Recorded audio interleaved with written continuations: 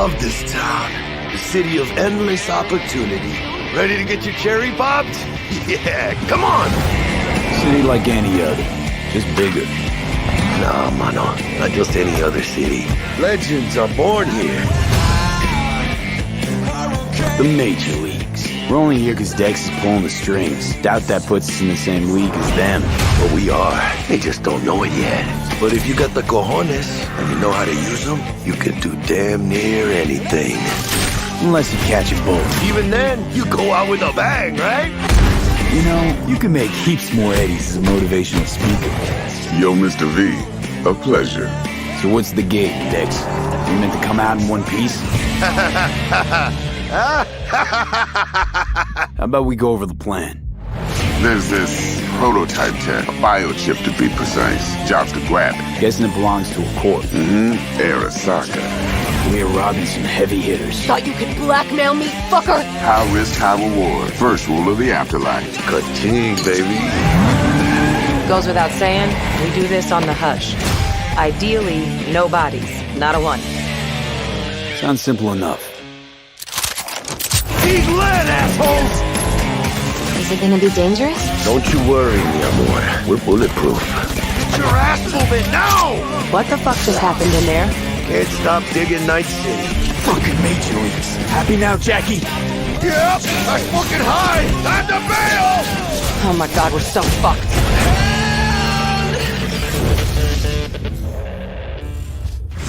Dex, what the fuck? Can't risk it, V. And you, who are you? Fuck.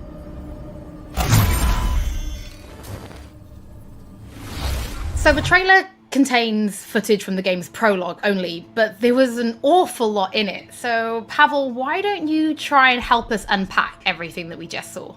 Oh yeah, I mean, absolutely, I can try. So what you have just seen is only the prologue of the game. So that awesome stuff is only happening in the first few quests. What the trailer shows you is really our stage, the Night City. You know, this gigantic city built of 6 completely unique districts, surrounded by the 7th one that we call the Badlands. As a player, you are meeting Jackie. Jackie's your friend. Now, they together are trying to reach out for something that is very precious. They are trying to reach out for this chip of immortality, this gateway to eternal life. Jackie introduces you to Fixer Dexter Deshawn. He's a very important person in the social ladder of cyberpunk. He is able to provide the player with various jobs and contracts to be able to gather money, to be able to modify their bodies, push themselves to the limits, to put their hands on the chip. But as you can expect, not everything goes as planned, and but to see it, you have to play the game. There are an awful lot of really cool things in this trailer, and there's a few that I would just love to talk about a little bit more for the people at home. So let's start with talking about a gang called the Mocks. Now, we see a few flashes of them in this trailer. I personally think they're really cool and one of my favorites, but can you give us a little bit more information about them? Oh yes, so the Mocks is one of the gangs that player is going to interact with throughout the game. The Mocks is the gang that has been formed in 2076 after death of Elizabeth Borden. She was called Lizzie. Now, she was an owner of a brothel and former sex worker, and she was protecting working guys and girls from harassment, from abuse, and the gang is really continuing her mission. And as a player, you are going to interact with that gang, meet multiple different NPCs, and craft your own relationship with them, and understand what they are all about.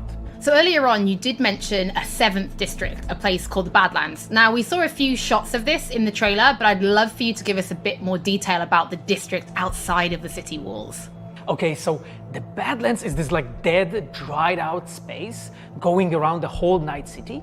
And as a player, you'll be able to traverse that space in your car or motorcycle.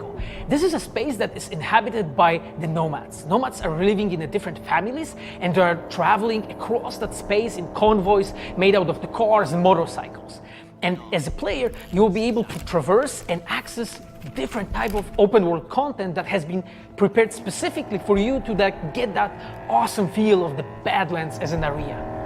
In the trailer, we also saw like a completely metal creature. Now, he didn't look like he was from the Maelstrom gang. This looked like something else. So please tell the people at home, who is this giant metal monster?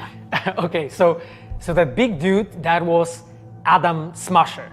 He has been introduced in pen and paper in Cyberpunk 2020 by our senpai Mike Pondsmith. Adam Smasher is a fully converted cyborg. He was always a loyalist of Arasaka. And time has changed, and in 2077 he had to find his own space in Night City. But to find out, you'll have to play the game. In this trailer, we do see some flashes of a Ripper Doc called Victor Vector. I think if people have watched our previous gameplays, they might remember him. But I'd really like for you to give the people at home some more information about what Ripper Docs are and how they'll be interacting with them when they play Cyberpunk. So Ripper Docs in our game, they are surgeons. They are like a specific type of a job in the social ladder of Cyberpunk. They are accustomed and specialized in replacing limbs to the metal ones. They can basically update your body, enhance your body, change you into this walking war machine. And as a player, you are going to meet different kind of Ripper Docs in the game, craft your own relationship with them. Some of them are like important characters for a story. Through that, you will invest eddies that you're gathering to turn your body into this tool that allows you to survive on the streets of Night City. Pavel, thank you so much for joining us. I know you'll be back later in the episode because you're going to be helping us to analyze the Braindance gameplay. But before that, we do have some news to share. Earlier in the year, we announced that if you pick up Cyberpunk 2077 on Xbox One, you'll be able to play it on Xbox Series X when the console launches. And just in case you missed it, it will be the same for PlayStation players as well. If you pick up Cyberpunk 2077 on PlayStation 4, you'll also be able to play it on PlayStation 5 when the console launches. And that's not all. There will be a free upgrade for Xbox Series X and PlayStation 5, but we'll have more details on that soon. To Night City. Before we reveal our first look at the Braindance gameplay and welcome back our developers for a chat, there is just one more thing we want to announce. Something that we've been working on in secret for a while. We are very excited to announce our partnership with Studio Trigger and Netflix to bring you Cyberpunk Edgerunners, a standalone anime set in the Cyberpunk universe, which we've been working on for some time now. Edgerunners is due to launch in 2022, but for some more information, let's go to the team in Tokyo.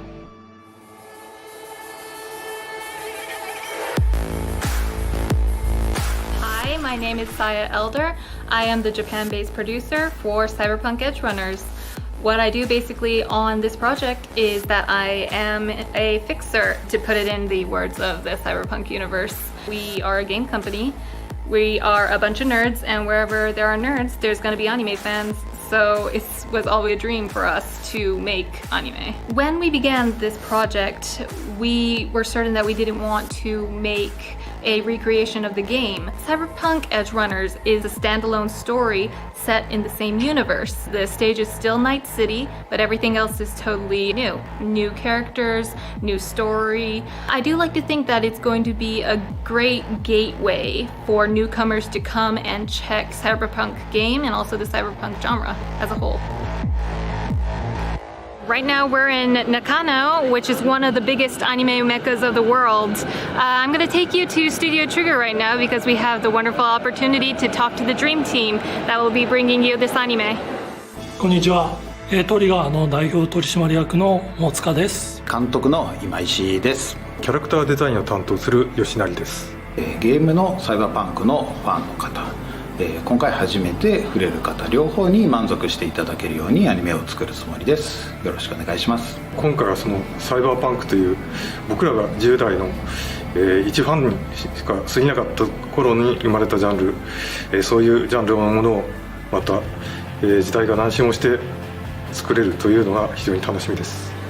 トリガーも10年ということで、監督に今石、キャラクターデザインに吉成というトリガーの最強の布陣で、トリガー10周年にふさわしい作品にしていきたいと思います。お楽しみに。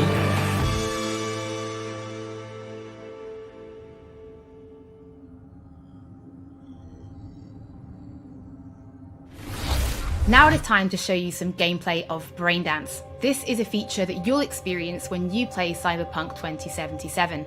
Braindance is essentially a recording of somebody else's experience. It allows you to relive their sense of sight, smell, touch, and even hearing, all thanks to a special device. After the gameplay, I will be welcoming back Pavel Sasko, and will also be joined by Patrick Mills, our senior quest designer and all-round lore master, who will be helping to answer your questions and give you some explanation on how you'll be interacting with Braindance when you play Cyberpunk 2077. So, let's take a look. Plan simple. Do nothing odd. Don't get creative. You go in, snatch the cash, get out. And we sell the BD to those psycho freaks from the studio. Got it. And remember, everything on full blast. They'll spot us extra for a wicked adrenaline high. Okay, on you go.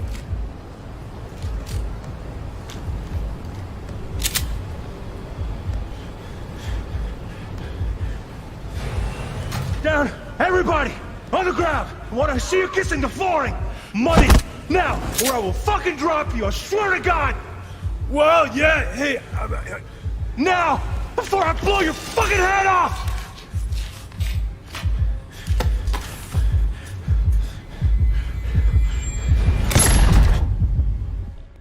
Ah! Slow, deep breaths. Your cortisol and adrenaline spiked, but the soft activated your hormone blockers. Nothing happened. You're alive and well. That was too much. Could feel the guy's pain, his stress, his hope. Hope wrapped up in something else. Mm-hmm. Probably took a booster just before. You'll be fine. Got everything set up? Let's switch over to editing mode.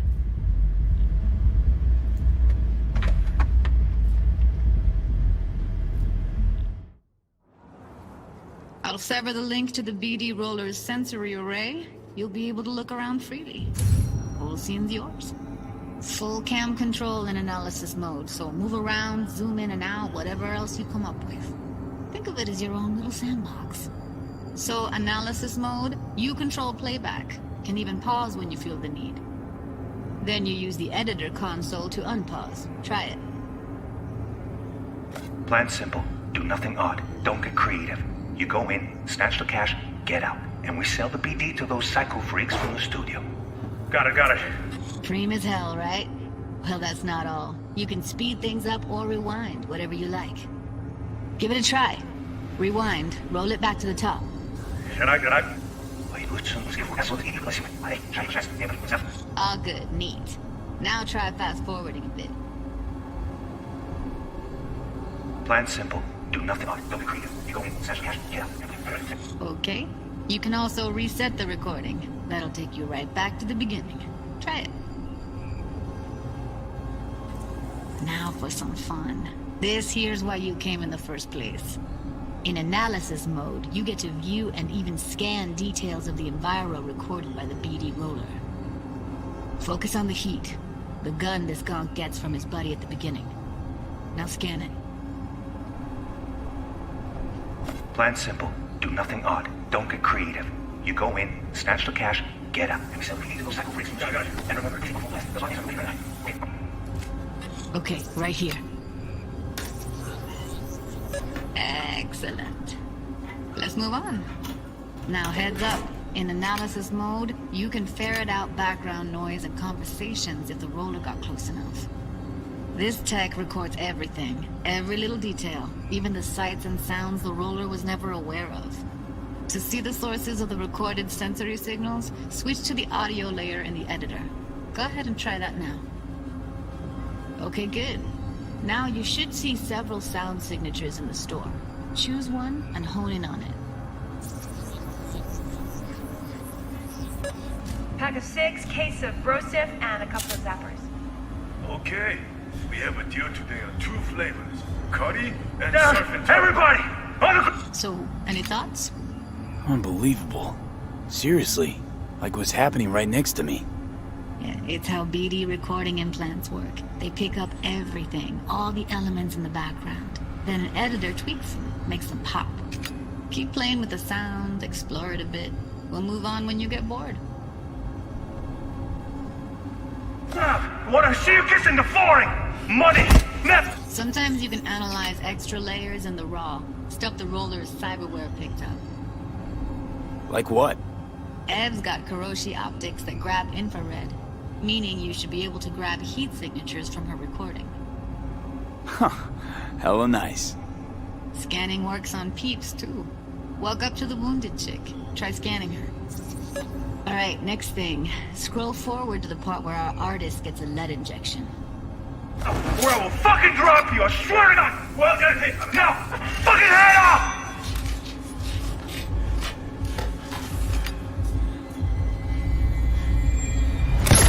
See that? They shot him and he never saw it coming. But you will. Here it comes. My favorite part of the game. See the blinking thing over the entrance? Surveillance cam. Must have caught our shooter. You'll see in a sec. Cam feeds to the screen behind the clerk. Roll back to where the screen's in the kid's field of vision, then scan it.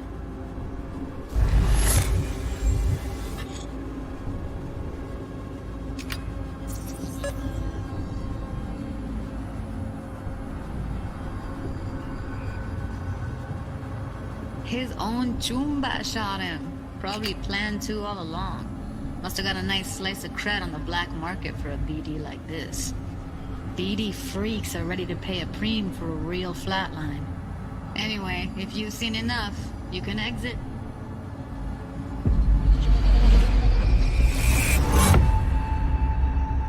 Yeah, it's impressive, right? It's too bad most of the BDs we do here are only good for flogging the log. So Braindance is a pretty big part of the cyberpunk universe. It's not just something used for adult films. There is an awful lot to it. And there's two sides I'd really like you guys to help me explore. First is the lore, so how this actually fits into the universe, and then there's the gameplay side, so how players will be interacting with it. So Patrick, could you tell us more about the lore of Braindance? I would love to. So in the world of Cyberpunk 2077, Braindance was invented way back in the early 2000s at UC Santa Cruz. It was developed as a way of recording a person's experiences and then playing them back for someone else so that they could relive them as though it was happening to them. It was originally used for things like therapy and prisoner rehabilitation, but by 2077 it's become this global media industry, including things like movies, mass entertainment, things like that, video games, some interactive things, and of course adult fare as well. Now in our game we deal a lot with black brain dances, or XBDs as we call them, and there are different types of those, but the one that you saw in the trailer just there was a flatliner. Now that's where the person recording it actually dies during the recording, and it's popular with sort of an illicit kind of a thrill, but a mercenary can also use them for various things, and you'll see that in the game, of course. And from the gameplay perspective, we have been working a lot throughout last years trying to figure out the best way how to use the Braindance in the game as a mechanics. So what we have settled on is this Braindance editor mode. As a player, you will be able to run the Braindance in the editor mode and see different clues that have been registered on the peripheral of given actor. Now, as a player, you can slide on the timeline of that recording, back and forth, trying to uncover different clues. And that clues are actually telling a story in the game. So, as a player, you will run different investigations that will lead you to different mysteries, and you will uncover them actually using that Braindance as a mechanics in the game. So, as Pavel was saying, we use Braindance as a storytelling tool. It's not a collectible. It's not something where you're going to go in and you're going to play it and you're going to be like, I've seen this before. What we use Braindance for is to give you a keyhole into the life of the residents of Night City. And we can explore things like childhood trauma, religion, various philosophical ideas in a way that you might not otherwise experience in a story about a mercenary on the tough streets. So we've tried to talk about some of the aspects that we think the community will find really exciting, but you know, while you're both here, I'd love to know, what is it about Cyberpunk that you guys are really excited for? Patrick, why don't you start? So one of the things that I'm most excited about in this game is the characters and the way they interact with the world. We've got this really interesting world that stretches all the way back to the Cyberpunk 2020 source material and all of these events and all of those things, but those don't mean anything unless they connect with characters. And so when we come up with a character, we start with their function. What is this person? What do they do in the story? But we don't stop there. We go back and we figure out what was their childhood like? What was their upbringing like? What kind of obstacles did they face in this harsh reality, and did they overcome them? And how did they overcome them, or did they not overcome them, and why? And you can see all of those things in their environment, in their dialogues, in sort of how they operate in the world. And we come up with that for all of our characters. Now you look at someone like Victor Vector, and you're gonna see stories about his past in his environment and in his dialogue. You know, we come up with that stuff even if we don't use it in the game, because it helps inform us as to who these characters are. And for me, I would not be myself if I would not say that I'm the most excited about our quests. Like with our Witcher 3 team, with Patrick and like everybody that has stayed with us since the Witcher 3 time, we really have grown so much. We have learned so much, and we have used all that experience to put them into the quest that we have made. And you will not find really a filler in this game. Like everything has a meaning. Like we put so much effort into making sure that everything is rewarding, is interesting, is talking about characters, as Patrick said, is talking about worlds, is talking about emotions, like touching the player in a really, like a real way. And I just can't wait to find out what you think. Pavel, I know you mentioned story and quests and writing quests, and when I was last in the studio, I had a look and I saw a notebook on your desk, and I would love for you to show everybody this notebook. Okay, Holly, I mean, you asked for it. So this is my notebook. It says Salsa Quest Designer. The reason is because I dance salsa, and I'm a quest designer, so you know. So I started this notebook actually when we were really starting Cyberpunk. At the very beginning, I wrote like a first note, and it says pretty much something along the lines of that we were starting with a prototype. And then, you know, I kept on basically noting things that we've been working on for like next years. I remember once when our concept artists actually approached me, and they said that they want to take a look on my notebook. And I was like, what for actually? And they took some pictures. And they told me, yeah, well, you know, because we are looking for a reference material for notes of a psychopathic killer. Yeah, well, you may find maybe some of my notes in the game. Pavel and Patrick, thank you so much for joining me. I'm pretty lucky because I have read some of the stories that you and the team have written for Braindance, and I'm pretty excited for people to discover them. But before we do finish today's episode, there is just one more thing we'd like to talk about. Earlier in this episode, I mentioned that media have been getting hands-on with the opening of Cyberpunk 2077, and they should be posting their impressions right about now. And if you missed anything from today's episode, don't worry, we'll be uploading everything to our channels very soon. And finally, on behalf of everybody at CD Projekt Red, we just want to say thank you so much for joining us for this, the very first episode of Night City Wire. But don't worry, we'll be back with episode 2 in just a few weeks. So, we shall see you soon.